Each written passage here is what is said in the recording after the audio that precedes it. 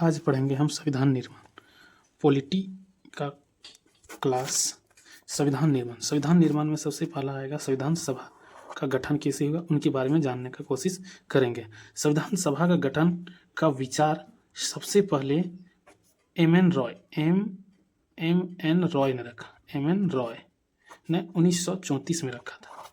किसने रखा था? एम.एन. रॉय ने। कब? 1934 ईस्वी में गठन का विचार। बाद में भारतीय राष्ट्रीय कांग्रेस ने आधिकारिक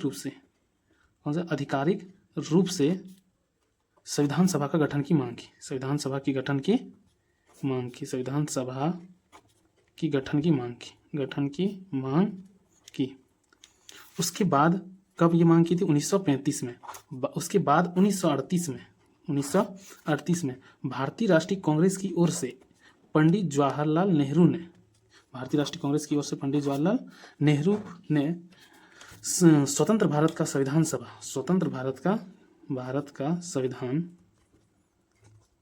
सभा का गठन वयस्क मताधिकार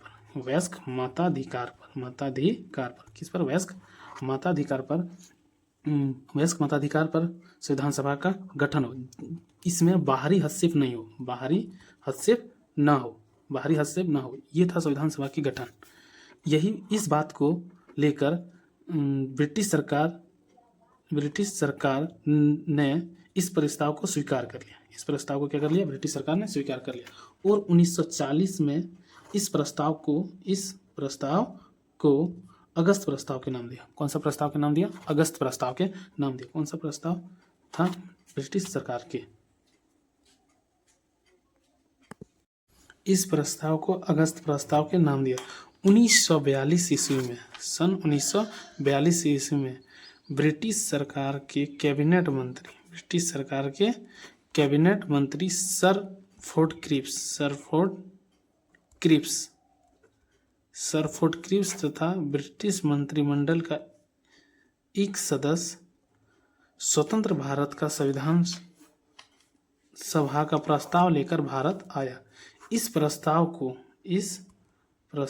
को मुस्लिम लीग ने बहिष्कार कर दिया।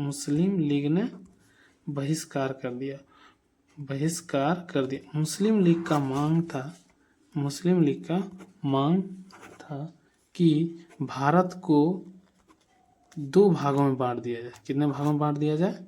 दो भागों में बांट दिया, जिसकी अपनी संविधान सभा है। अपनी